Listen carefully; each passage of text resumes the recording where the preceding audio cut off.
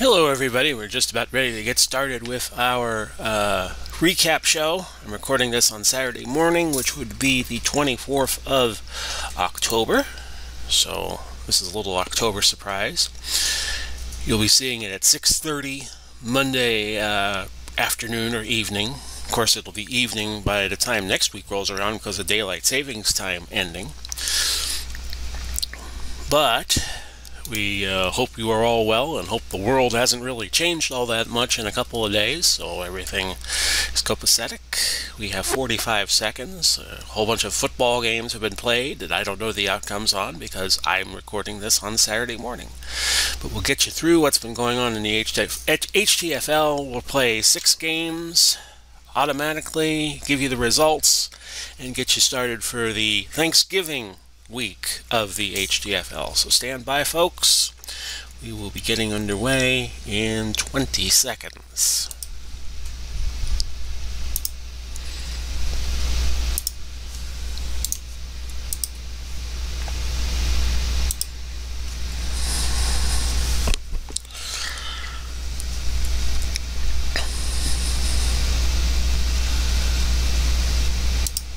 Big Paulie's World of Sports Sims proudly presents the recap show as we look at the games played that were not televised in week number 12. I'm Big Paulie.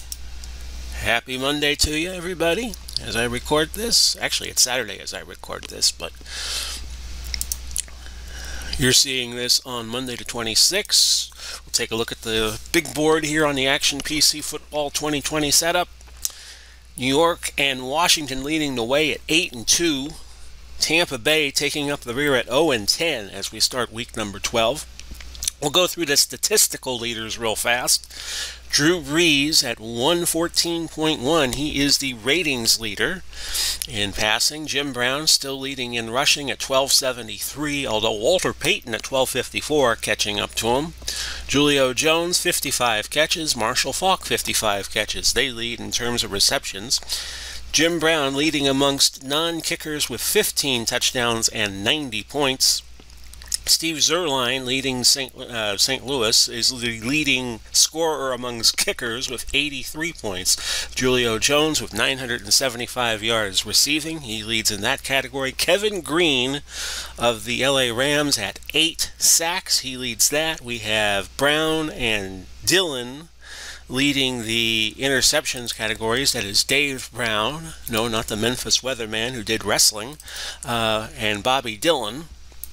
They lead with 4 interceptions, and also in a tie in that category, you see him there, Larry Wilson of the St. Louis Cardinals. Zach Thomas, the leading tackler, he is at 86 tackles, has taken the lead off Levante David, who had been leading for several weeks in that category.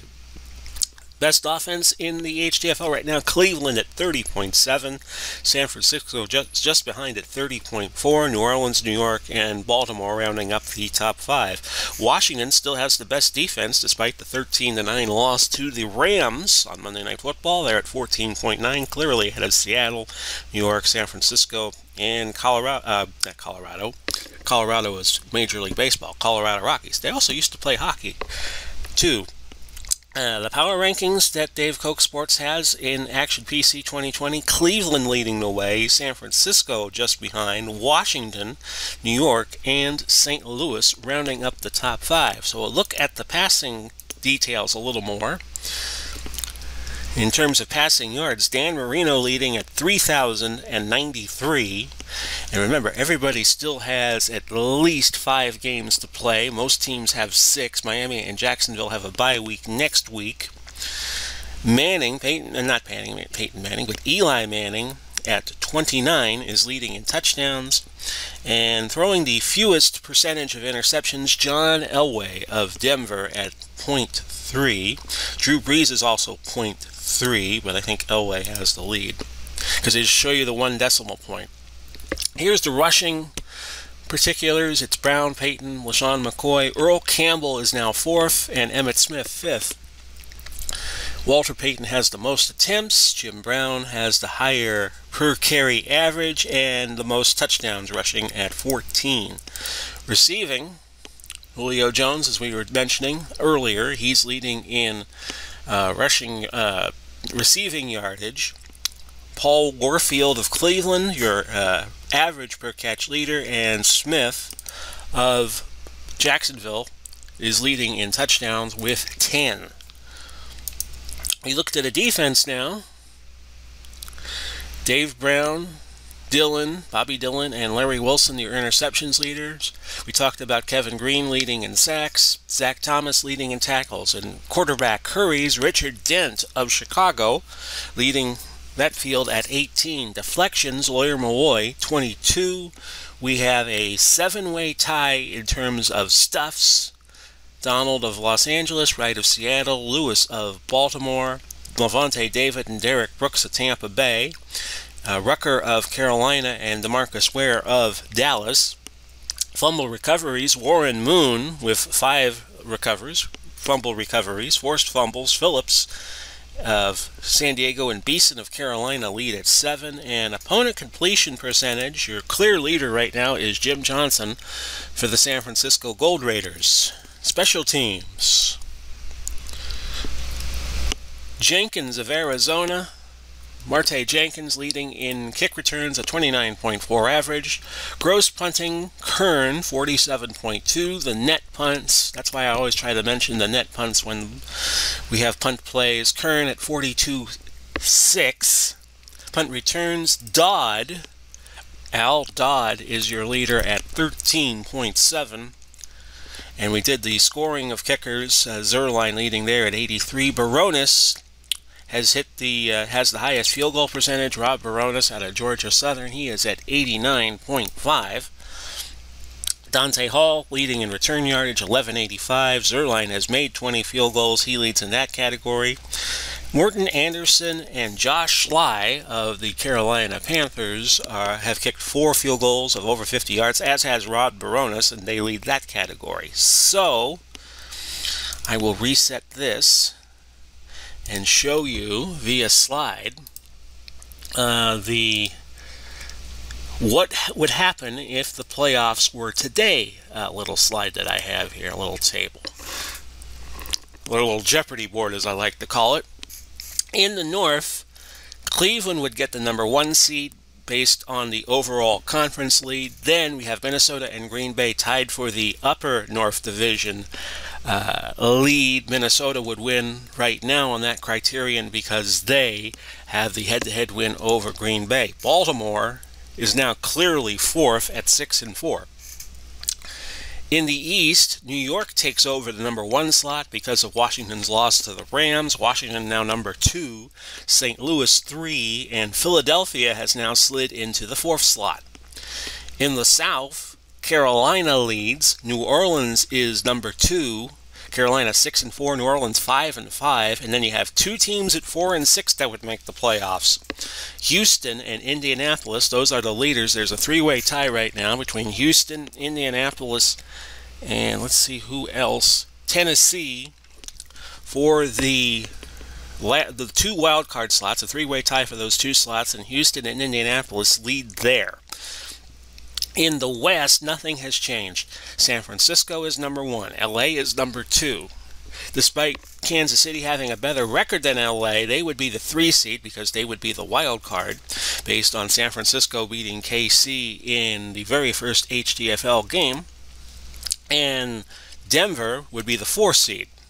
So here's my little list, my little notepad list. I'm going to move it over to the other screen so you don't see it. And I will show you the games I'm about to play. We're going to do this in, what I do is I take these 6 games, next week it'll be 5 because there's only 15 games. You combine the record of both teams midway through the week, and the matchups with the least combined wins that I play for you right now. And the first game we're going to do, if there's a tie, this week, Thanksgiving games and Monday night games always get priority. They'll always get played out during the course of the week, but the other games we'll do automatically. We're going to do the first game right now. It's going to be Jacksonville and Jacksonville and Arizona, both teams 2-8. Jacksonville has lost 6 in a row. And I can now tell you that they have lost 7 in a row as Arizona prevails 19-10. And in this game, played at the University of Phoenix Stadium in Arizona, Phoenix, Arizona, well, in the suburbs of Phoenix, a bunch of field goals were kicked. Catanzaro kicked 4. Johnson, the running back, was the game MVP. See the scoring summary there. It was close for a while, but a defensive struggle, and it was 19-10 Arizona. So Jacksonville, after starting out 2-2, has lost 7 in a row. And we'll look at the team stats. 302 yards for Arizona, 238 for Jacksonville. 3 turnovers in the game. Looked like it was a well-played game. 9 penalties. And Jacksonville ran 49 plays. Arizona ran 65. Both teams ran the ball a lot, which kind of accounts for the fact that there weren't too many plays run. Arizona won the time of possession battle, and it looked like it was a defensive game. We'll see if anybody's statistics stand out. Brunell 92.6, McCown 96.3, and yeah, this looked like a good defensive struggle. Nobody with 100 yards of rushing or receiving, or 300 yards of passing. Puslowsny was the leading tackler, 12 tackles, and that does it. So Arizona again prevailing. There was, not too long ago, Arizona still hadn't won a game, but now they have won 3. So they're moving up in the world. They win 19-10. Indianapolis and Miami will be our next stop. Miami a 6-point favorite at home. They will have a bye week next week. And in this game, Indianapolis in a shootout, 38-33. Who was the MVP on this 87-degree day at the Hard Rock Stadium just north of Miami? It was Marshall Faulk, who had a big game, and we had a lot of scoring in this. And it was Indianapolis. Faulk had a 16-yard touchdown run, a 1-yard run, and then Manning a 26-yard pass to Reggie Wayne. Manning had 2 touchdown throws. A lot of field goals kicked. We'll show you the scoring summary in full. Miami had a 14-0 lead, but Indianapolis just kept clawing back. They took the go-ahead lead with a 26-yard pass from Peyton Manning to Reggie Wayne to go up 31-27. Then Faulk scored from a yard out. Miami must have turned the ball over, and then Marino got a touchdown to Landry. The 2-point conversion failed, and that's how it wound up 38-33. 33 yards of total offense. Indianapolis 4 out of 6 in the red zone. Miami was perfect in the red zone, 3 touchdowns and a field goal. 16 penalties in the game. Indianapolis had 65 plays. Miami had 63. And time of possession about even. Neither quarterback had a 300-yard gain. Marshall Faulk ran 103 yards. Miller 125, Lamar Miller, so Zonka must still be hurt for the Dolphins. And we had nobody go over 100 yards receiving. And we will look at the tackles. I always like to look at the tackles. Zach Thomas, he was leading the HTFL in tackles. Well, he had 18 in this game, so his lead's going to go way up over Lavonte David, unless anybody else has a monster game. And again, your final here was 38-33. Indianapolis now going to 5-6, and they beat Miami, who goes to 5-7. Our third stop, we have 3 more stops after this: New England and Tennessee. Your winner here was New England, 38-26. They go to 6-5, and they stay in the playoff hunt. Tom Brady had a good game, 297 yards. Let's see who took MVP honors on this 48-degree day in Tennessee at LP Field. It was Rod Gronkowski. Gronkowski caught a 40-yard touchdown pass from Tom Brady near the end of the first half that gave New England a 14-10 lead. Then 2 more catches for 6 for Gronkowski in the fourth quarter. The first one, a 7-yard pass that made it 31-19, and then Brady salted the game with 1:55 left. 38-26 was the final. So 38 seems to be the number to win a game, and a high-scoring game in a cooler temperature, that's a little unusual. 446 yards for New England, 290 for Tennessee. Both teams nearly perfect in the red zone. New England went 4 out of 5, Tennessee 3 out of 4, but they kicked 2 field goals. New England dominated the time of possession, 35-08. They ran 76 plays. Tennessee only ran 57. And despite New England getting 12 of the 14 penalties, 12 for 72, 2 for 33 for Tennessee, it's a 38-26 win. Statistically, Brady had a 113.6 rating. That stands out a little bit. Johnson of Tennessee, 106 yards rushing. Gronkowski, 12 catches, 165 yards. That stands out for New England. Steady running attack between Tony Collins and Sam Cunningham for New England. And leading tackler was Byard of Tennessee, 12 tackles. So, 3 more stops to go. We're going to play Philadelphia and Las Vegas next. Las Vegas, despite being a team of vagabonds, rejects from all the other cities, they are playing well. At 4-6, I thought they would do more poorly. And look at this. Las Vegas has defeated Philadelphia 41-24. We'll take a look at what happened at Allegiant Stadium under the dome in Las Vegas. John Brody was the game MVP. He threw 4 touchdown passes, 3 to Zach Ertz, 1 to Donald Driver. And it was Philadelphia who came up short here. We'll show you the scoring summary by itself. The team stats: 360. 10 trips to the red zone for Vegas, 360 yards. They went 6 out of 10. Philadelphia had 342 total yards. Vegas with 36:09 of time of possession, 17 penalties. Vegas ran 68 plays. Philadelphia ran 53. Philadelphia was perfect in the red zone, but 10 chances for Las Vegas. You do not see that very often, inside the 20, and they were 6 out of 10, and that was good enough for the win. Let's take a look at the highlights, player stats.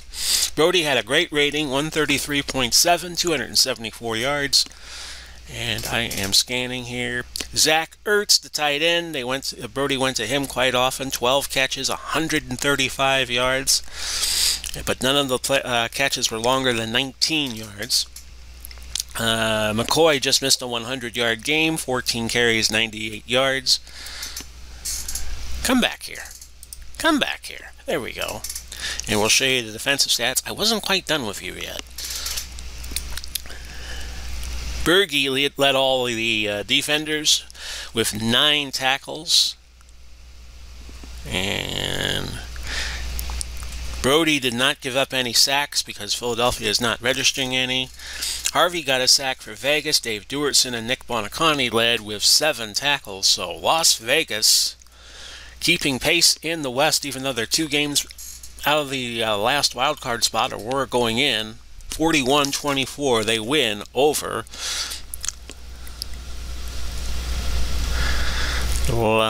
Las Vegas wins over Philadelphia. And I have yet to do, let's see, I haven't done Tampa Bay and Denver yet. So we will do that. I missed around in the order. Now, Denver is 6-4, Tampa Bay 0-10. Will they go 0-11? They do. 27-24. Dunn had a good game for Tampa Bay, 10 carries and 107 yards. Warwick Dunn. But again, the Bucks can't get it done on a 59-degree day in Denver. Warmer in Denver than it was in Nashville for this game. Husted hit a couple field goals, and it was Terrell Davis, who was the MVP in this game, despite not having a touchdown. Bobby Humphrey had the only rushing touchdown. Elway threw a touchdown to Shannon Sharp, Portis had a 1-yard run. McManus hit a couple of field goals. And we'll show you the scoring summary just by itself. Was a close game. Tampa Bay did have the lead late in the third quarter. A 7-yard run by Martin. The muscle hamster. And it was Denver pouring it on in the fourth quarter. They quickly got a touchdown to Shannon Sharp, and then Humphrey from 5 yards out made it 27-17. Team stats: Tampa Bay 399 yards, 4 of 5 out of the red zone. Denver perfect in the red zone and only had 238. Tampa Bay had it to 35 minutes and 26 seconds. Denver only 24-34, but Denver wound up winning. 12 penalties. Tampa Bay ran 80 plays.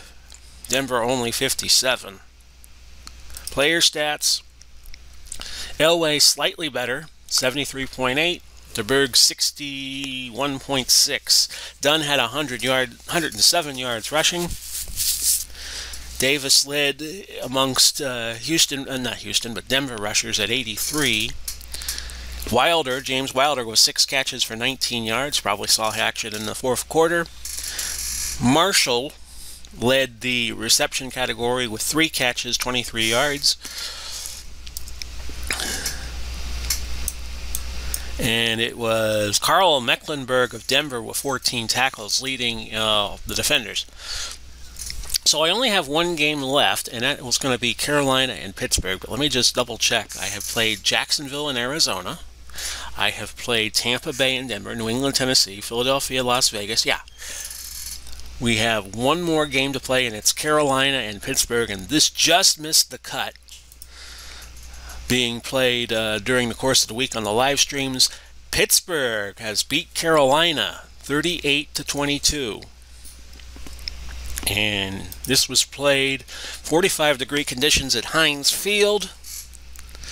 Remember, this is Thanksgiving week in the HTFL, so I'm a little farther ahead than real time, because I started this project back in the spring, and it's taken me 2 weeks to play 1 week. So I can get rid of this and show you that this was a good back and forth game for a while. It was 14-9 with Sly hitting a field goal, Roethlisberger with a touchdown to Zach Miller to make it 21-9 at the half. It was then 28-16 after 3. Cam Newton threw an 80-yarder to Williams to get it close, 35-22, but Anderson hit a field goal with 6:06 left, and it was 38-22. So we'll take a look at the scoring summary just one more time. Team stats: 442 yards, and Pittsburgh was dead solid perfect in the red zone, 4 touchdowns, 4 trips. Carolina kept misfiring in the red zone. They went 2 of 7, only getting 1 touchdown, 1 field goal. 14 penalties, 166 yards worth of penalties. So Pittsburgh must have hit a bunch of flagrant ones. Time of possession about even, 32-35 for Pittsburgh. They led the way. 64 plays for Pittsburgh, 61 for Carolina. First downs were 22-19 Pittsburgh. Quarterback comparison: Roethlisberger 321 yards throwing, 130.6 rating. Bettis led all rushers with 70 yards, 15 carries. Leading receiver was Miller, 10 catches, 143 yards. Williams had 6 for 103 for Carolina. Leading tacklers: Kuechly of Carolina led all tacklers at 15. So we'll take a look at this. Again, the final was 38-22, Pittsburgh over Carolina, and we'll see how many games we have played.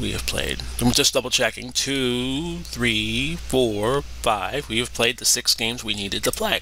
So we'll take a look at the standings in each division now, with the stats being updated, with the 6 games being registered. New England moves ahead of Philadelphia. Dallas is yet to play in the East. New England's 6-5, so they might make the playoffs. In fact, they are now 9 They will likely still get the 4th seed because if St. Louis loses, probably won't be by a lot, and they're still ahead on net points. I don't think New England and St. Louis have played each other. In fact, let me just double check that. No, they haven't played each other and are not set to play each other. In the North Division, we'll look at that real fast. Nothing has really changed all that much. Pittsburgh to 5-6. They'll try to encroach upon Baltimore as the weeks progress. As we go down the waning weeks here in the HTFL. In the South, Jacksonville to 2-10. Tampa Bay now to 0-11. Indianapolis has moved ahead of Houston and Tennessee, but Houston is yet to play.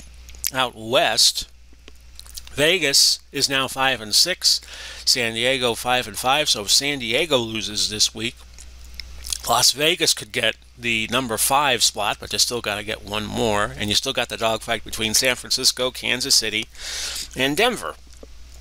So I hope you enjoyed the recap show. And now we get to do the remaining 10 games, play them out. We do our 2 Thanksgiving Day games first. At 7:30 tonight, you'll see Atlanta and Detroit, followed by tomorrow Dallas and Green Bay, San Francisco and Washington, Kansas City and Cincinnati will be one of the games being played. Is that correct? Just double check to make sure that is correct. Yes, it is. And then to wind up this week, right before Halloween, it's Seattle, traveling to New York. And then 5 more games next week, and then we start week 13. We'll do 10 games out of those 15. It'll be the last bye week we have. And as the holidays draw near, we'll be drawing closer to crowning our first HTFL champion. This has been Big Paulie coming to you. I wish you well, no matter where you are, no matter when you see this. Godspeed and God bless. We'll do it all again soon. Bye-bye for now, everybody.